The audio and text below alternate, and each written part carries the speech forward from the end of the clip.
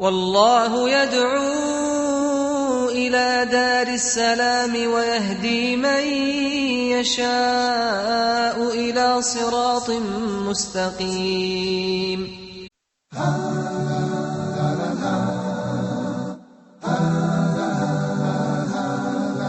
Islam.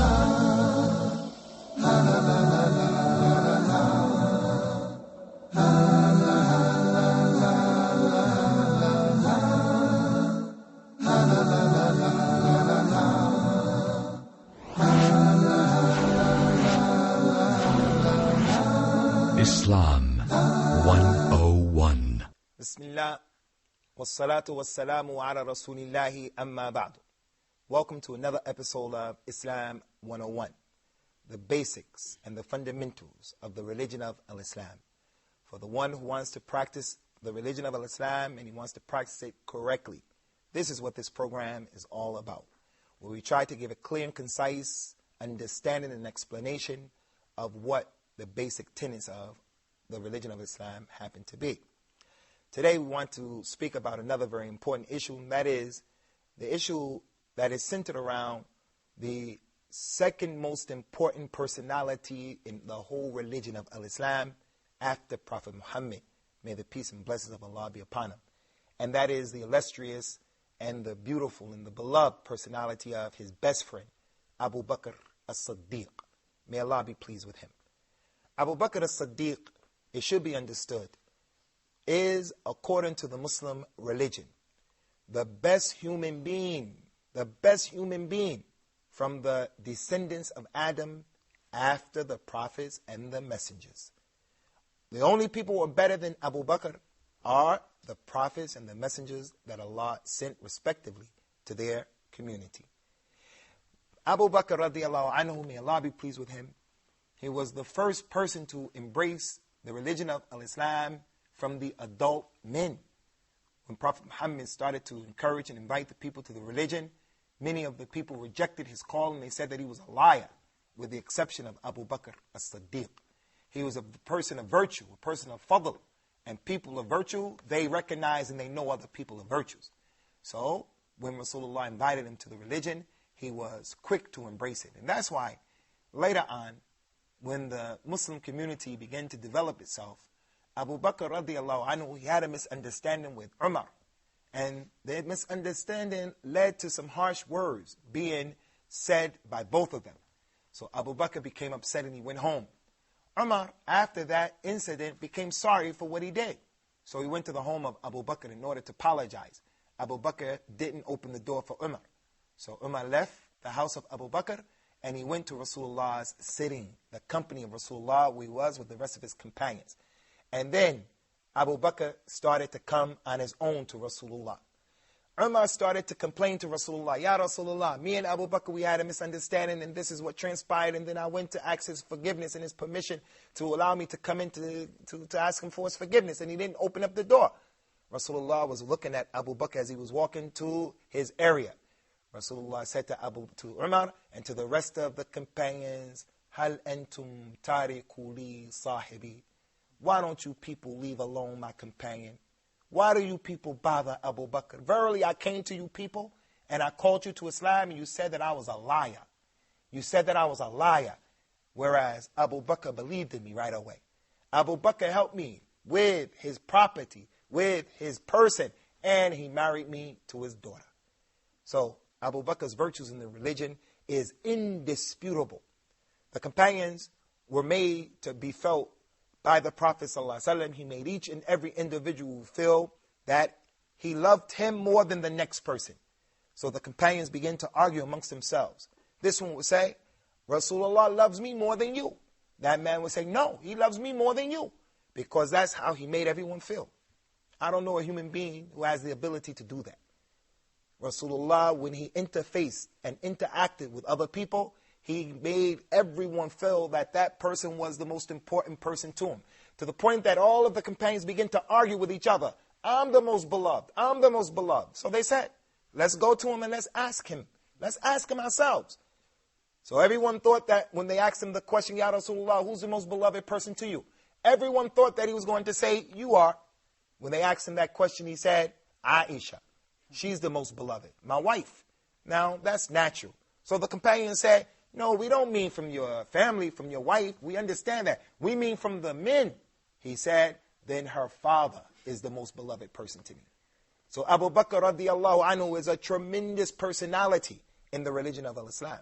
He's a person who has been mentioned in a number of ayats, even of the Quran. Is your name mentioned in the Quran? Did Allah make reference to you in the Quran? Allah has made reference to Abu Bakr in a number of ayat in the Quran, mashallah. And that will be the case until Yawm al-Qiyamah, like the tremendous circumstance that is known as the Hijrah, the migration, where Rasulullah left Mecca and he went to Medina. Who was his companion? His companion in the Hijrah was Abu Bakr. And it was divinely revealed, and Rasulullah was inspired to take as a companion Abu Bakr. The rest of the companions, he gave them permission. You leave at different intervals and at different times. But Abu Bakr was given permission by Allah Azza wa Jal to make the hijrah to Al-Medina with Rasulullah. Allah Ta'ala mentioned in the Quran, you Muslims, if you don't want to help Muhammad spread his religion, defend his religion, be Muslims, holding on to this religion, if you don't want to do that, verily Allah helped him, and Allah will continue to help him. Allah helped him in the circumstance when the disbelievers expelled him from Mecca, when he was one of two in the cave. Who was the one of two in the cave? Rasulullah, along with his companion, Abu Bakr as-Siddeeq, radiallahu anhu. Concerning Abu Bakr as-Siddeeq, brothers and sisters in Islam, this is a tremendous issue here, and the body gets goosebumps, and the hair on your head stands on end once you know the reality of this tremendous man and his position in the scales. Bring forth to me any personality in this world today, Bill Gates, anyone you can think of from the major personalities. They do not compare to the personality of Abu Bakr. Abu Bakr is in the scale, and that person is like a feather in the other scale. What about Rasulullah sallallahu alaihi wasallam?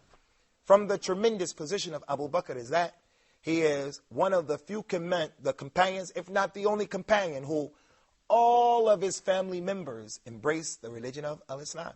His father, Abu Quhafa, became a Muslim when he was an old man. Abu Bakr's mother became a Muslim. All of Abu Bakr's children became Muslim. All of Abu Bakr's wives became Muslims. Everyone connected to Abu Bakr radiallahu anhu became a Muslim. Some of us, we embrace the religion of Islam, and our parents don't come into the religion. Sometimes our wives or our husbands don't come into the religion. Abu Bakr, can you imagine? The man was such a good man that the people who were around him and who were closest to him trusted him so much and trusted his judgment so much that when he embraced the religion of Islam, he was khair, or good, for everyone who was connected to him. So therefore, the Muslim has to understand that Abu Bakr, from amongst all of the companions, if someone asks you, which companion do you love the most? You should say Abu Bakr, because it's the sunnah. Many people will say Umar, because he was a strong man, he was a warrior. He had the furusiyah, he was a warrior. A person to say Ali was a tough man, he was strong. La. Who do you love the most? The Muslim man and the Muslim woman should say Abu Bakr, because it's the sunnah. He's the one that the Prophet sallallahu alaihi wa ala alihi wasallam loved the most. During the lifetime of the Messenger of Allah, when the Prophet became sick and the time of the salat approached and it was time to make the salat, the Prophet commanded the companions to choose Abu Bakr in order to lead the people in the salat. His daughter Aisha was discussing the issue with some of the other women folk from the household of Rasulullah, and they were trying to figure out someone else who should be chosen, and they were delaying the command of Rasulullah. Rasulullah said, choose Abu Bakr and let him be the one who leads the salah. They said, Ya Rasulullah, when Abu Bakr leads the salah, we can barely hear him because he cries so much from the fear of Allah subhanahu wa ta'ala in the salah. Again, a clear indication of the taqwa, the level of God consciousness that Abu Bakr had, radiyallahu ta'ala anhu. And the imminent death of Rasulullah sallallahu alaihi wasallam, when he was dying, he told the people, close all of the doors of the masjid. His masjid had multiple doors. He said, close every door leading to the masjid, except the door of Abu Bakr as-Siddeeq. All of those were indications from Rasulullah that went to show that Abu Bakr should be the leader after Rasulullah sallallahu alaihi wasallam. But no one would understand that except the one who was gifted with knowledge. Surface people, the people who look at issues on the surface, they just think it's an issue. He likes Abu Bakr. He wants to make it easy for Abu Bakr to access the masjid, so he left his door open. That's the regular people. But the scholars of the religion who have the deep knowledge, not esoteric knowledge, some special knowledge for some special people. No, they have the ability to see inside of the essence of an issue. Those scholars of the companions, may Allah be pleased with them, they understood. This is the Prophet's way of telling us that Abu Bakr should be the leader after he dies, sallallahu alayhi wa ala alihi wa sallam, and may Allah, the Most High, be pleased with Abu Bakr. So as it relates to the Muslim, and as it relates to his position with Abu Bakr as-Siddeeq, he should know. Abu Bakr as-Siddeeq is called the Siddiq because of an incident that we want to share with you. But before I deal with that incident, Abu Bakr's name was Abdullah. His name was Abdullah. Before he was even a Muslim, his father, Abu Quhafa, whose name was Uthman, called him Abdullah. A proof that the Arabs believed in Allah before Islam. They just had idols that they thought would help them to reach to Allah. So his name is Abdullah ibn Uthman. His name is Abdullah ibn Uthman. And his father's kunya is Abu Quhafa. In the tremendous story of Al-Isra wal-Mi'raj, Rasulullah told the people that Allah Ta'ala took him. He rode the animal called Al-Baraq, and he went from Mecca, from the home of Hani, all the way to Bayt al-Maqdis, to Jerusalem. And this issue is mentioned in Surah Al-Isra in the Quran. Tremendous incident. He didn't fly an airplane. It had nothing to do with cabin pressure in the airplane. He was on an animal and he went all the way there. At Bayt al-Maqdis, he made the salat and he led all of the imams, all of the other prophets and messengers in salat. All of them, from Adam all the way to Jesus. He was the imam. And from there, he went to the seventh heaven and past that to the Sidr al-Muntaha, where he took the salat from Allah directly. And then he came back. And he began to tell the people in Mecca, last night, I went all the way to Bayt al-Maqdis in one night. The people said, okay, we got you now, Muhammad. We caught you out there now, because this thing that you're saying right now is definitely a miraculous thing that anyone with his right mind is never going to believe it. So the non-Muslims started to go around to certain Muslims saying, did you hear what Muhammad is saying? Muhammad said that he went to Jerusalem last night and came back in one night. There were certain Muslims who apostated. And inshaAllah ta'ala, we're going to complete this story of why Abu Bakr is called Abu Bakr as-Siddeeq when we come back from this short break, inshaAllah. Be sure to try to make it back with us. Assalamu alaikum wa rahmatullah. Islam 101. Astaghfirullah al-azim alladhi la ilaha illa huwa al-hayy al-qayyum wa atubu ilayh. Astaghfirullah al-azim alladhi la ilaha illa huwa al-hayy al-qayyum wa atubu ilayh.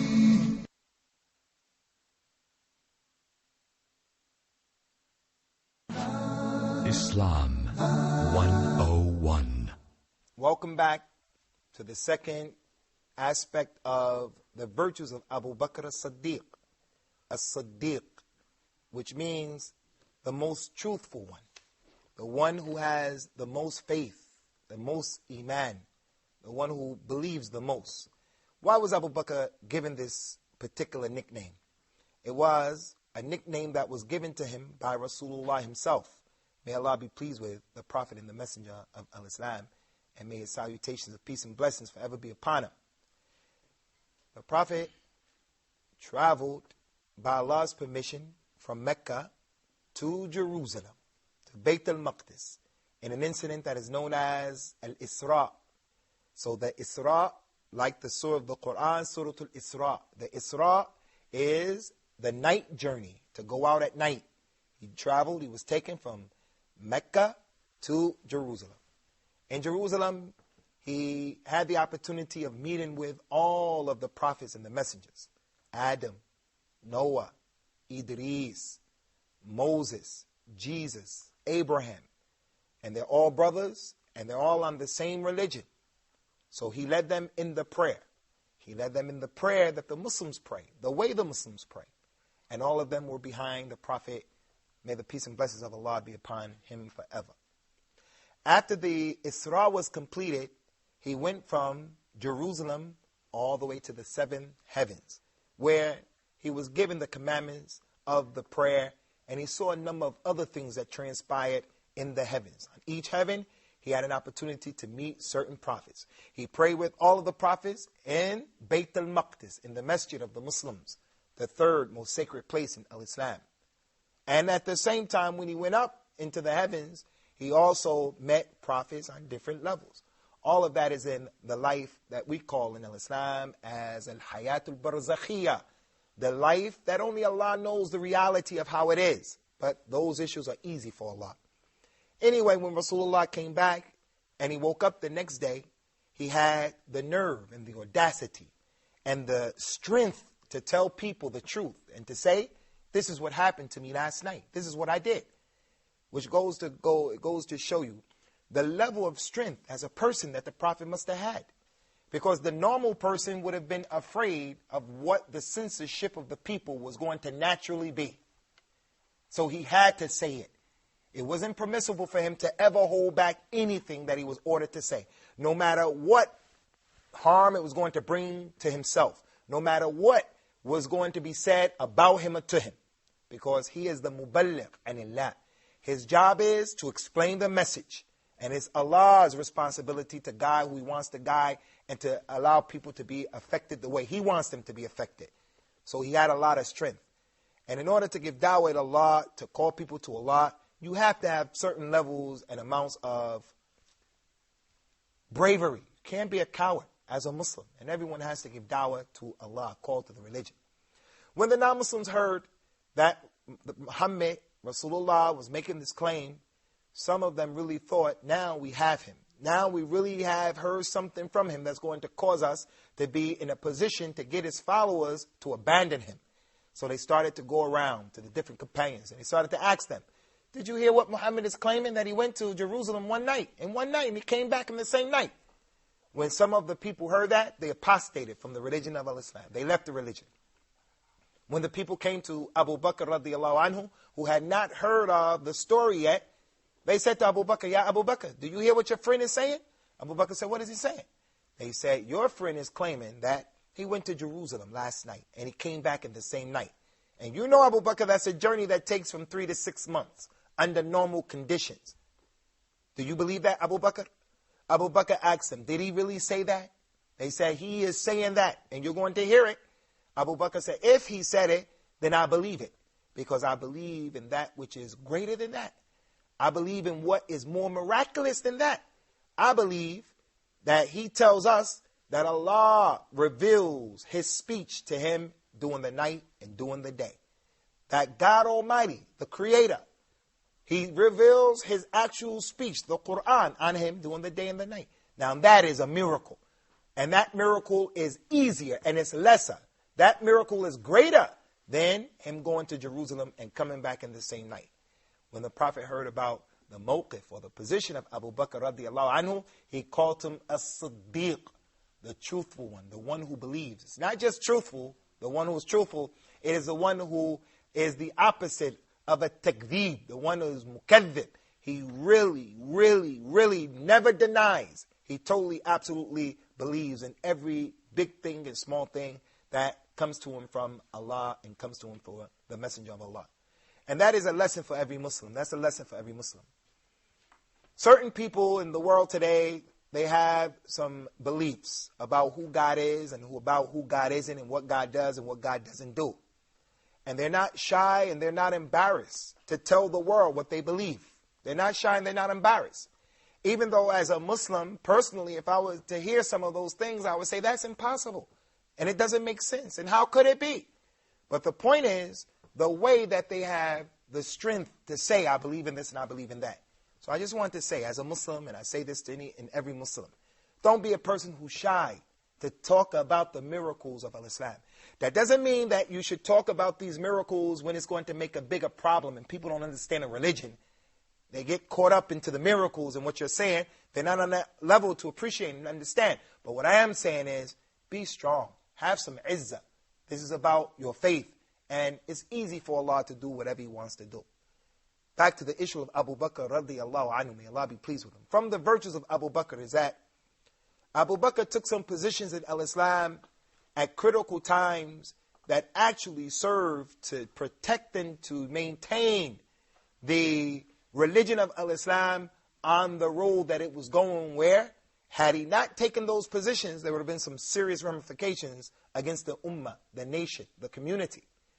One of the very first ones was the fact that after the death of Rasulullah sallallahu alaihi wasallam, the death of Rasulullah caused many people not to know what to do.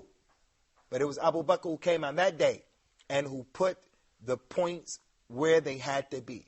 He crossed the T's and he dotted the I's and he helped to establish the people firmly on the religion. He was the Imam by himself. He was the Jama'at on that day. He was the group, the Jama'at. Similar to it are the group of people who were Muslims living in the desert.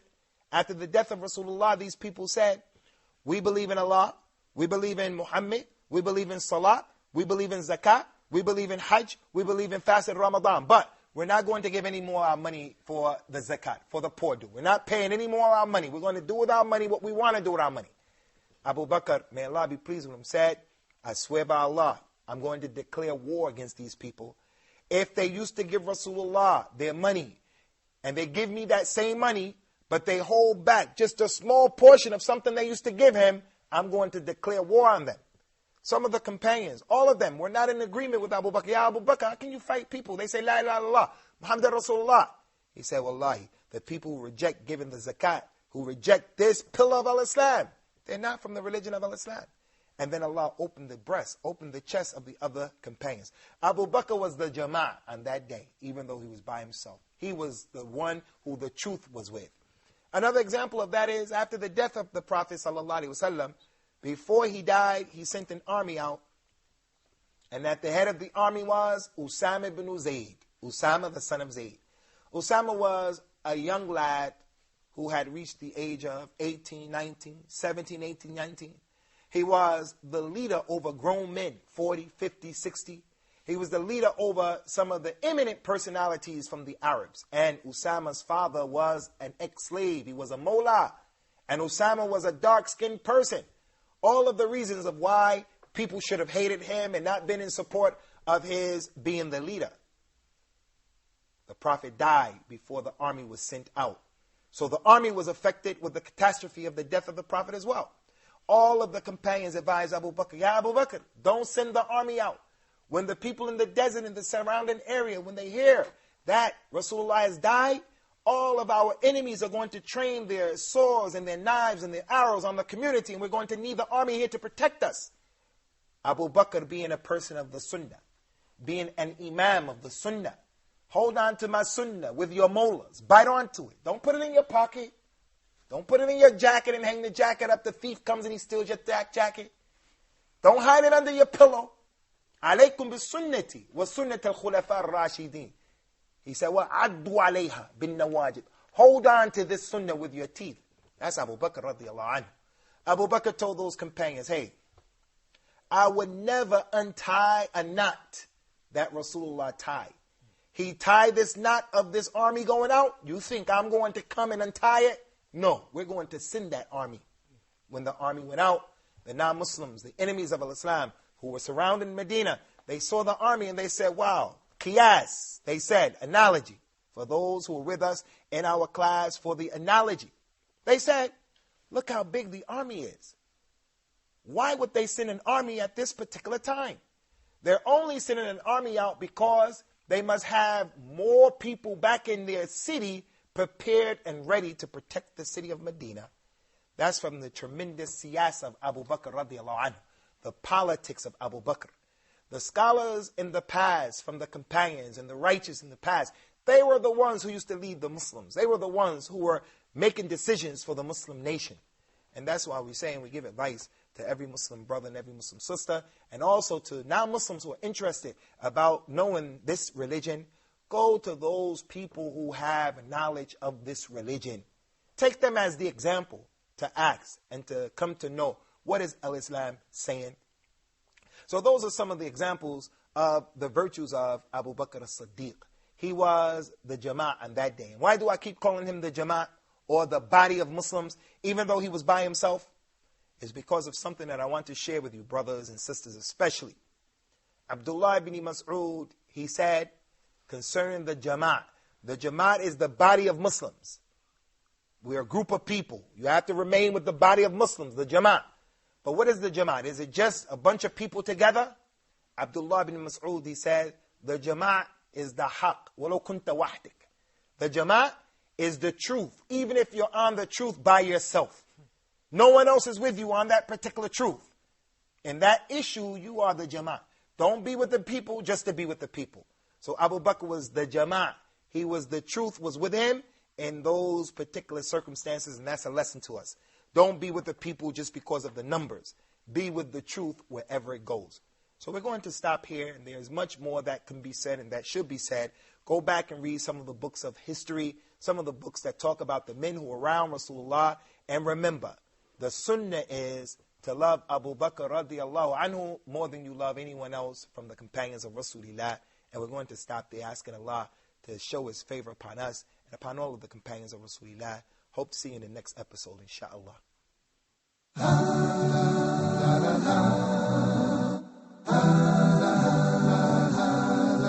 Islam.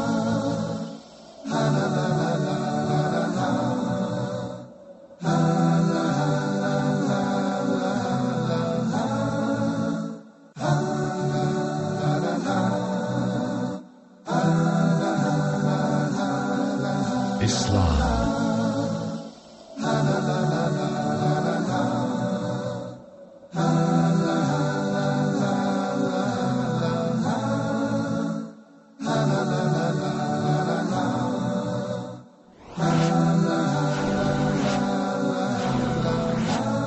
Islam.